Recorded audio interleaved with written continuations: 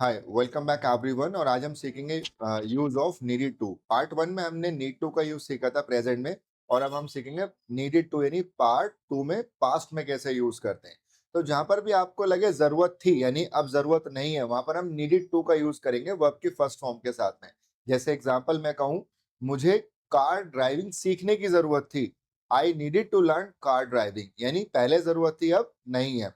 But जैसे हम इस सेंटेंस को नेगेटिव में बनाते हैं तो डिड नॉट लिख करके, डिड नॉट लगा करके तुरंत वर्ब की फर्स्ट फॉर्म आ जाती है, नीड टू में कन्वर्ट हो जाता है। जैसे एग्जांपल मैं कहूँ, मुझे इंग्लिश सीखने की जरूरत नहीं थी। I did not need to learn English, यहाँ पर नीड टू आया ना केवल नीडेड टू लर्न आया है। अगर इसमें थर्ड आपको इंटेरोगेटिव का पार्ट बनाना है, जैसे एग्जांपल है, क्या आपको इंटरव्यू देने जाने की जरूरत थी? So did you need to go to give the interview? तो यहाँ पर आपने डिड पहले लगाया। क्या आपको इंटरव्यू देने जाने की जरूरत नहीं थी?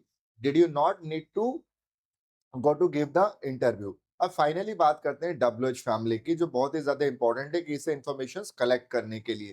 तो वेरी सिंपल फॉर्मूला है, जब पास्ट में आपको पूछना हो तुम्हें कार ड्राइविंग सीखने की क्या जरूरत थी, what did you need to learn car driving? तुम्हें एटीएम से पैसे निकालने की क्या जरूरत थी, आपके पास तो कैश था।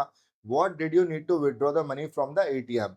राइट। तो these are very useful sentences of past. अगर आप चाहते हैं कि आपको नीड टू के सारे सेंटेंसेस दिए जाएं तो आप मुझे कमेंट में यस लिखिए। मैं सारे डेली रूटीन के नीड टू के सेंटेंसेस आपको पीडीएफ के फाइल के थ्रू शेयर कर दूंगा। Thank you for watching this video.